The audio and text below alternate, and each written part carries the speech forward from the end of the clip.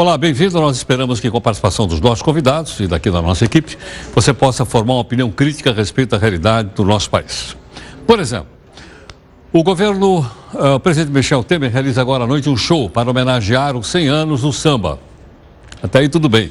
O problema é que o nosso povo aqui, também conhecido como contribuinte, vai pagar o preço da festa. Eu não sabia que era festa tão cara, R$500 milhões. No Diário Oficial da União desta segunda foram publicadas 2 dispensas de licitação para a contratação de artistas que vão ser apresentadas daqui a pouquinho, né? Onde 36 personalidades do samba receberão a Ordem do Mérito Cultural. A festa, fechada para cerca de 600 convidados, terá a apresentação do Neguinho da Beija-Flor, olha que bacana, da cantora Fafá de Belém. Ela foi contratada para cantar o hino nacional? Bom, para organizar o evento, o Ministério da Cultura vai pagar R$596 mil para uma empresa chamada Treco Produções Artísticas. É o nome da empresa, Treco, né? Eu dizia, mas não é esse o governo que vem dizendo que não tem dinheiro para coisa nenhuma? Tá certo ou não? Bom, nós temos então aqui um convidado para conversar conosco, o senador Randolfo Rodrigues, né, que é líder da Rede Sustentabilidade no Senado, está aqui conosco. Senador, boa noite. Boa noite, Heródoto. Boa noite a você, boa noite a todos os telespectadores da Record News. O senhor foi convidado para essa festa que vai ter daqui a pouquinho lá ou não?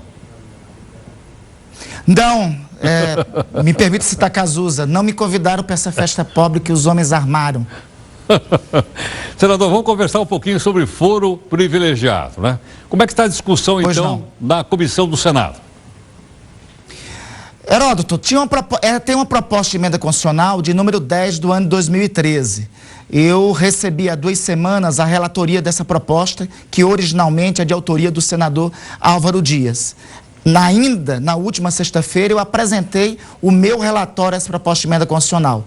No relatório que apresento, nós extinguimos o foro privilegiado para todas as autoridades, deputados, senadores, membros do Conselho Nacional de Justiça, membros do Conselho Nacional do Ministério Público, presidente e vice-presidente da República, presidente do Congresso Nacional e da Câmara dos Deputados, enfim, todas as autoridades que no Brasil todo, hoje, são 32 mil autoridades que têm o Instituto do Foro Privilegiado, fica extinto se este meu relatório e esta proposta de emenda constitucional for aprovada pelo Senado Federal e depois pela Câmara dos Deputados. Ô, senador, qual é a expectativa que o senhor tem lá na comissão? Passa ou não?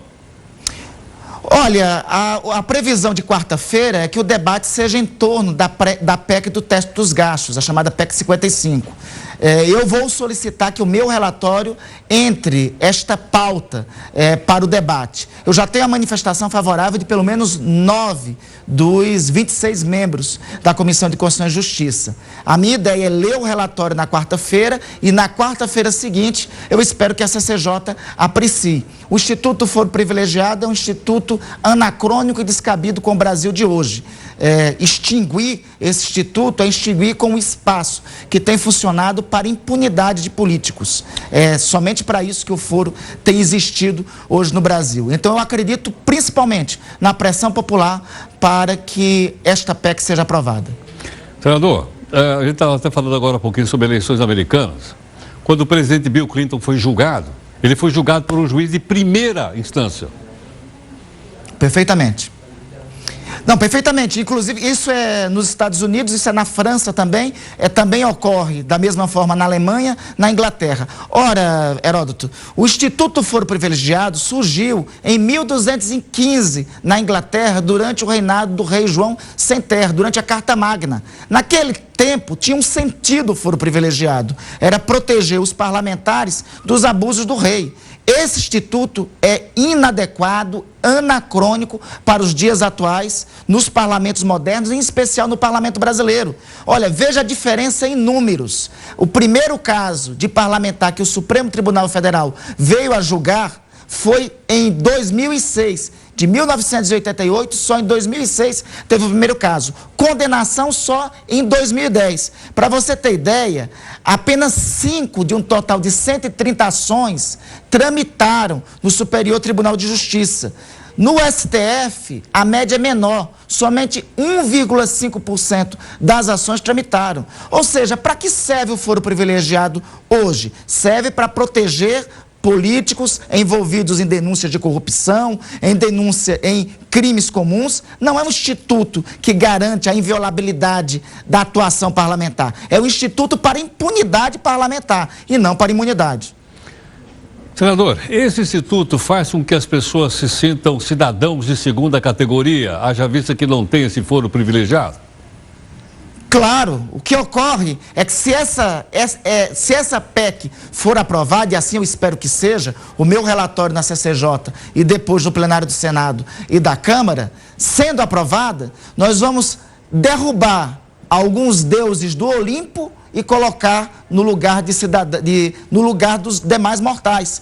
Não há justificativa em uma democracia, Heródoto, em uma república, ter alguns seres privilegiados com foro especial para julgamento, enquanto outros são julgados, enquanto qualquer outro cidadão é julgado em primeira instância. A maior prova da necessidade e celeridade da aprovação dessa proposta de emenda constitucional é ver o que nos revela a Operação Lava Jato.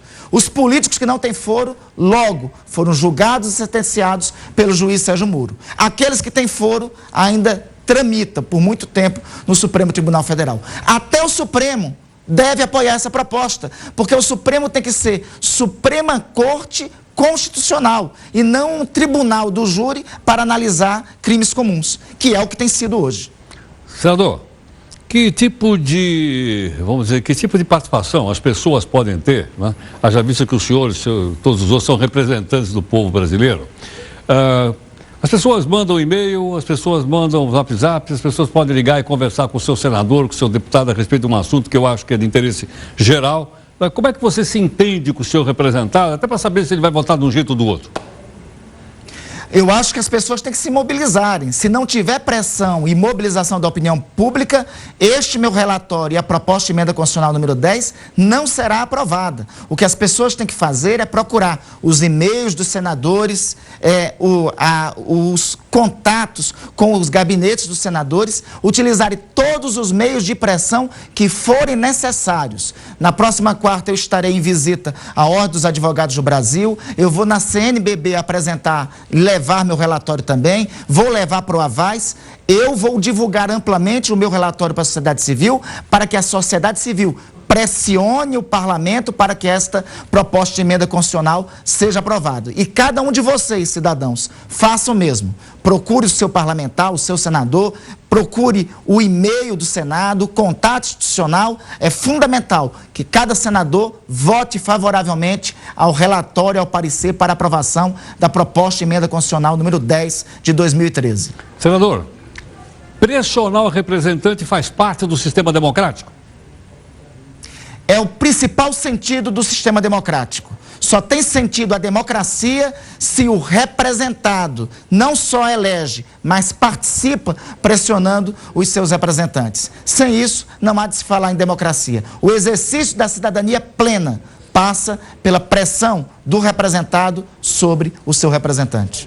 Ok. Senador, eu queria pedir que ficasse mais um instantinho no nosso estúdio de Brasília para a gente conversar daqui um pouquinho no portal. Por favor, obrigado. Gentilmente, no nosso estúdio de Brasília, está o senador Randolfo Rodrigues. Senador, falou agora um pouquinho da PEC que agora tem o número 55 no Senado, que é aquela PEC do teto dos gastos, 241 lá na Câmara. E aí, o que vai acontecer no Senado?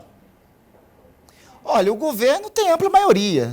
O que nós vamos procurar fazer é ampliar ao máximo o debate com a opinião pública sobre as consequências dessa PEC para o país. Essa PEC é danosa para o interesse nacional e ela retrocede nas conquistas asseguradas pela Constituição de 1988, que fundou neste país um estado de bem-estar social. Esta PEC, se aprovada, para você ter uma ideia, reduz a receita líquida de investimento em educação de 18% para 11% até 2026, 2028. Essa PEC, se for aprovada, reduzirá o investimento em saúde pública dos atuais 15% para 10%. Isso é criminoso, significará fechar hospitais, significará fechar universidades, significará não atender o previsto no Plano Nacional de Educação. Nós vamos fazer todas as gestões necessárias contra essa PEC. Primeiro, denunciá-la para a opinião pública. Segundo, obstacularizá-la e tentar derrotá-la.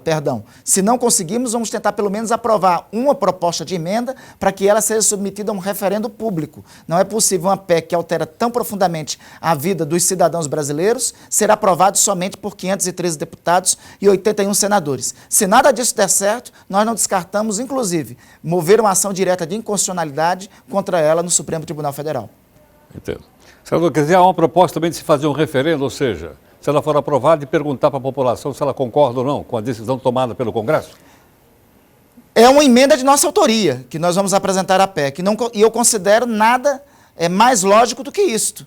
Não é possível uma PEC que vai reduzir investimento em educação, reduzir investimento em saúde, congelar o serviço público brasileiro por 15 anos, enquanto que o crescimento da economia é geométrico, ou seja, não realizar concurso público, não realizar reajuste de salário de servidores, congelar todas as políticas públicas enquanto a densidade demográfica do país continua crescendo. Não é aceitável que uma emenda constitucional dessa natureza, que alterará tão profundamente a vida do cidadão, seja apreciada somente pelo Congresso. Não é justo, não é democrático. Senador, muito obrigado mais uma vez pela gentileza. Boa noite, obrigado. Eu que agradeço, Heródoto. Boa noite. Muito obrigado. Bom, o senador lembrou agora há pouquinho que pode haver uma emenda aí para que essa PEC seja submetida a uma votação popular. Não é? A mesma coisa que eu falei para você agora, que naquela cédula nos Estados Unidos, né, também é a mesma forma. Ou seja, não é um plebiscito, não é? É um referendo, porque primeiro o poder legislativo, né, e depois é perguntar à população. A gente volta em 15 segundos.